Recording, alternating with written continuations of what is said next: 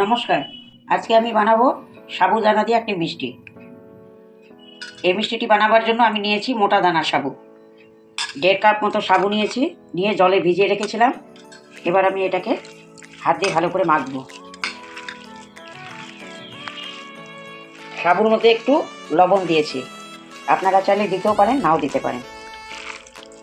এইভাবে মেখে নেওয়ার পরে মিক্সিতে আমি পেস্ট করে নেব।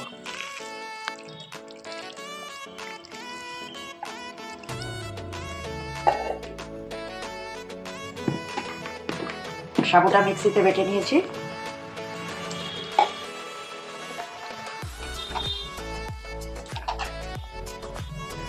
সাবুর মধ্যে একটুখানি ময়দা দিয়ে দিচ্ছি, পুরো দুধ দিয়ে দিচ্ছি। এবার ভালো করে মিলিয়ে একটি ডো তৈরি করে নেব। এই যে দেখুন, আমার ডোটা তৈরি হয়ে গেছে বানানো। এখন হাতে একটু ঘি লাগিয়ে নেব।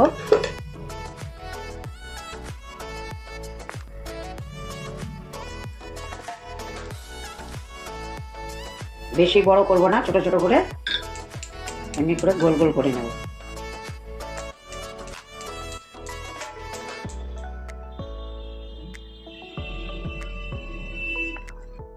গোল গোল করে তৈরি করে নেব। ছোট ছোট করেই করছি, এটা দুধে দিলে ফুলে উঠবে। এইভাবে আমি সবগুলোকে বানিয়ে নেব।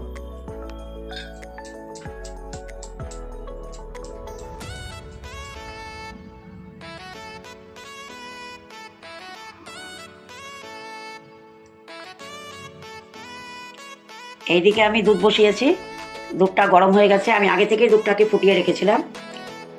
দুধের মধ্যে এখন গুঁড়ো দুধ দিয়ে দেব। গুঁড়ো দুধটা দিয়ে দেব।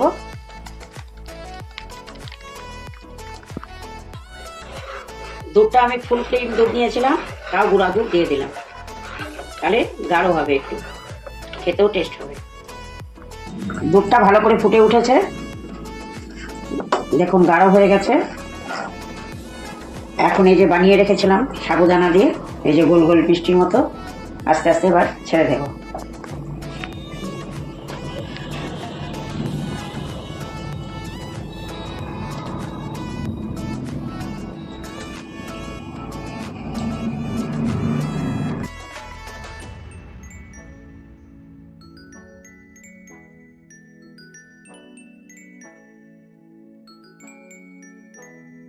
এই যে দেখুন দিয়ে দিয়েছি।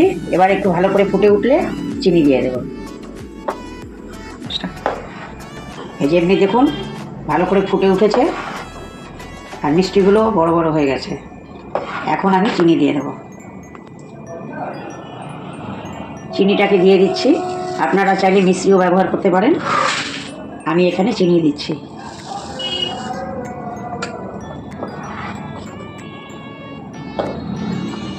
যে যেমনি মিষ্টি খাবেন সে সেমনি মিষ্টি দেবেন।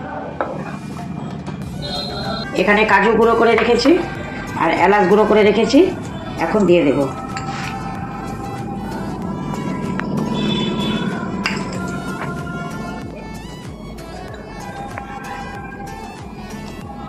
ফ্লেমটাকে আমি কমিয়ে রেখেছি, 5 মিনিট পরে নামিয়ে দেব।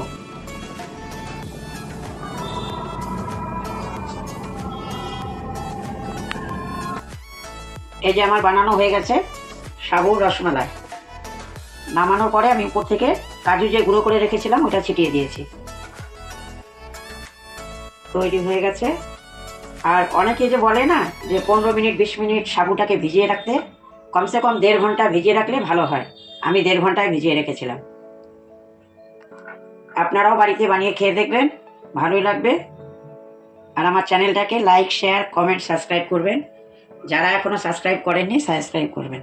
নমস্কার।